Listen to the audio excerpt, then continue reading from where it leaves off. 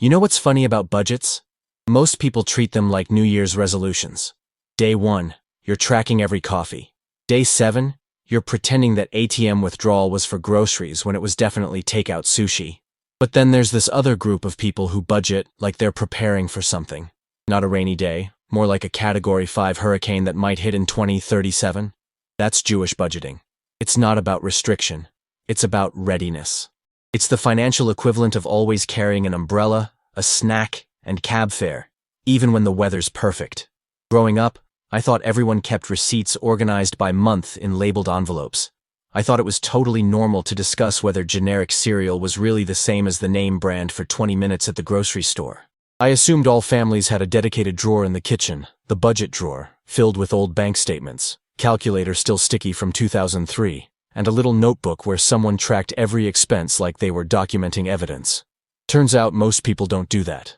Most people budget in their heads, maybe check their bank app once a week, hope for the best.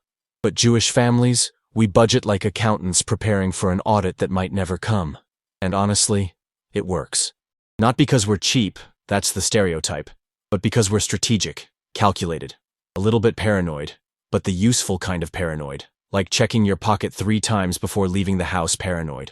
Over time, as I watched friends struggle with money, overdraft here, surprise bill there, I realized we really do approach budgeting differently. Not better, not superior, just different. More intentional, more communal, more rooted in history and survival, and the belief that the money you control today might be the freedom you need tomorrow. So today, I'm walking you through 5 ways Jewish families budget that might surprise you, maybe even help you. Some of it's cultural, some of it's common sense that got passed down through generations of challah dinners and heated debates over whether discount stores really save you money. Let's get into it. Here's a story. My grandmother Esther, tiny woman, loud opinions, once told me something I'll never forget. She said this while cutting coupons at the kitchen table with reading glasses perched on her nose like she was performing surgery. She said, "Every dollar you don't spend is a dollar that stays yours." Sounds obvious, right? But here's the thing. She didn't mean hoard your money. She meant protect it. In Jewish culture, especially among people who lived through displacement, war, economic collapse, budgeting wasn't about treating yourself or living your best life. It was about survival, about making sure that no matter what happened, you had enough. Not enough to be rich, enough to be safe. See, for centuries, Jewish communities couldn't rely on governments, couldn't own land in many places, couldn't count on staying in one country forever. So money had to last, had to stretch, had to be respected like a limited resource because you didn't budget to impress people. You budgeted to endure, to make sure your family could eat next month, next year, next decade. That's why there's this deep respect for frugality in Jewish households. Not cheapness, frugality. The difference matters. Cheap means you'll hurt someone to save $1. Frugal means you'll delay gratification to protect your future. It's buying the shoes that last 10 years instead of the trendy ones that fall apart in 6 months. It's cooking at home not because you hate restaurants, but because you love control. Control over your money, control over your choices, control over your future. And that mindset, that respect for every dollar, it changes how you budget. You don't see a budget as a restriction, you see it as a plan, a shield. A way to say no to the things that don't matter so you can say yes to the things that do. Ask yourself something. How many budget categories do you actually have? Most people have maybe 3: groceries, bills, fun. But in a traditional Jewish household, a budget looks more like an architectural blueprint. It's detailed, it's layered, it's built for scenarios. You've got the essentials, rent, utilities, food. Then the obligations, synagogue donations, family support, education funds. Then the reserves, emergency savings, medical fund, what we used to call the just-in-case money. And that phrase, just in case, it's the backbone of Jewish budgeting. Just in case someone gets sick. Just in case you lose your job. Just in case the world turns upside down and you need to start over. It's not pessimism, it's preparation. And here's what that means practically. Jewish families don't just save, they allocate. Money isn't this vague thing floating in an account. It's assigned. This portion is for Shabbat meals. This portion is for the kids' education. This portion doesn't get touched unless the sky is literally falling. And because of that structure, because of those mental compartments, it's harder to overspend. You're not just dipping into savings. You're taking from the medical emergency fund, which feels different. It makes you pause. It makes you ask, is this actually necessary, or do I just want it right now? That's the power of intentional allocation. It turns budgeting from a chore into a system, a framework that protects you from your own impulses. Let me paint you a picture. It's Friday afternoon. The house smells like roasted chicken and fresh bread. Someone's setting the table. And in the kitchen, two people are arguing, not fighting, arguing, about whether buying the good olive oil is worth the extra $3. That conversation, that's where budgeting happens in Jewish families. Not in isolation. Not on some app you check alone. It's communal. It's discussed. It's debated like a Talmudic text. Because money decisions aren't personal. They're family decisions. In Jewish culture, financial transparency isn't awkward. It's expected. You talk about money. You ask questions. You share advice, sometimes without being asked, which can be annoying, but it's also protective. Need to know how to negotiate rent? Your uncle knows a guy. Trying to figure out which bank has the best interest rate? Your cousin already did the research and has a spreadsheet. Thinking about a big purchase? Better mention it at dinner, because someone will definitely have an opinion, and probably a cautionary tale from 1994. This communal approach to budgeting creates accountability. You can't hide from bad financial decisions when your aunt is casually asking how that expensive car lease is working out. You can't ignore your spending when your parents notice you've been eating out 5 times a week. It's uncomfortable sometimes, but it works. It keeps you honest. It keeps you grounded. And here's the thing. This isn't about control. It's about care. The Jewish community budgets together because when you do well, we all do well. When you struggle, we notice. We help. We guide. And yeah, we might judge a little, but it's the kind of judgment that comes with a homemade meal and a phone number for a good financial planner. You won't find that in a budgeting app. All right, let's talk about something uncomfortable. Guilt. Jewish guilt is real, and it absolutely affects budgeting. But not in the way you think. It's not about feeling bad for spending money. It's about feeling accountable to the people who came before you. My grandfather used to say, I didn't survive on scraps, so you could waste money on things you don't need. Heavy, right? But it works. When you know your grandparents fled with nothing, when you know your great-grandparents built a life from zero twice, when you carry that story, you think twice before buying something frivolous.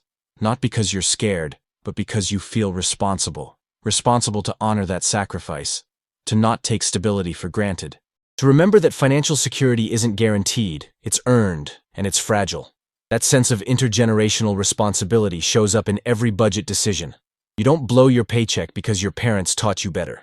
You don't ignore your emergency fund because your grandparents didn't have that luxury. You budget with the weight of history on your shoulders, but in a good way. In a way that keeps you disciplined. In a way that makes you pause before swiping that card. It's not about fear, it's about respect. Respect for the struggle. Respect for the people who gave you the opportunity to even have a budget.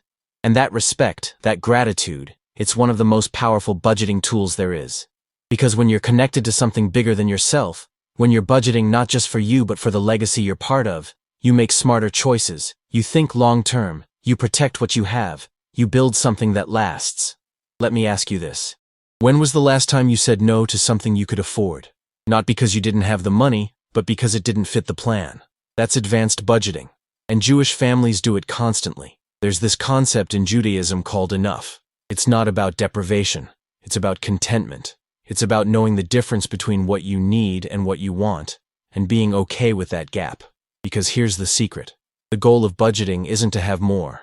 It's to need less. To be satisfied. To not let your spending chase some impossible finish line. In Jewish households, you'll see people who could easily afford the luxury version still choosing the practical one. Not because they're cheap, because they're content. They've defined enough, and they're living it. That's freedom.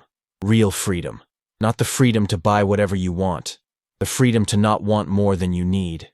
And that mindset makes budgeting effortless. You're not constantly fighting yourself. You're not resisting temptation. You've just decided that the thing you have is enough. The car runs, so why upgrade? The furniture works, so why replace it? The phone makes calls, so why chase the newest model? This isn't about settling, it's about clarity, about knowing what actually matters. And when you have that clarity, your budget practically writes itself. Because you're not budgeting against desire, you're budgeting with intention, and that makes all the difference. All right, let's wrap this up like a good latke. Crispy on the outside, warm on the inside, and worth every bite. What makes Jewish budgeting work isn't magic. It's not secret formulas or special math. It's mindset. It's treating money with respect, not worship. It's planning with intention, not restriction. It's understanding that a good budget isn't about saying no to life. It's about saying yes to the right things at the right time. The Jewish approach is built on centuries of necessity, adaptation, and wisdom earned through hardship. It's humble. It's practical. It doesn't promise you'll be rich. It promises you'll be stable. And stability, real financial stability, that's the foundation of everything else. Freedom, choices, peace of mind, the ability to sleep at night knowing you're okay. So budget with purpose. Allocate with intention. Talk about money with the people you trust. Honor the sacrifices that came before you. Define your enough and live it proudly. And, yeah, maybe cut a few coupons. Not because you have to, but because every dollar you protect is a dollar that stays yours, ready for the moment you actually need it. This approach works, and the best part is, you don't have to be Jewish to use it. You just have to be willing to think differently about what money is really for. Now here's what I need from you, and I'm asking because this conversation doesn't end with me talking at you, it continues with you sharing your story. Tell me in the comments, what's one budget rule your family taught you that you still follow today? Write it out. Share it. Because I'm reading every single one, and I'm learning from you just like you're learning from this. I want to build a community here where we're not just talking about money, we're talking about the values behind it, the culture, the lessons that actually stick. I'll be down there in the comments, responding, asking follow-ups, probably debating a little because that's what we do. Your perspective matters, your experience adds to this conversation, and honestly, I want to know what's working for you. So drop that comment right now. What's your family's money rule? Make it real, make it specific, make it something someone else can actually use. And while you're down there, hit that like button because it tells YouTube that this video matters, that these ideas are worth spreading, and it helps more people find this content. People who need to hear that budgeting doesn't have to be miserable. It can actually be empowering. Then subscribe, because what we're building here is bigger than one video. This channel is about understanding how different cultures, different communities, different histories shape the way we handle money. And the next video, I'm taking you somewhere you won't expect. We're going deep into a financial mindset that most people completely misunderstand. One that's been stereotyped, dismissed. But when you actually look at how it works, it'll change the way you think about wealth entirely. You're going to want to be here for that one. Trust me, this is just the beginning.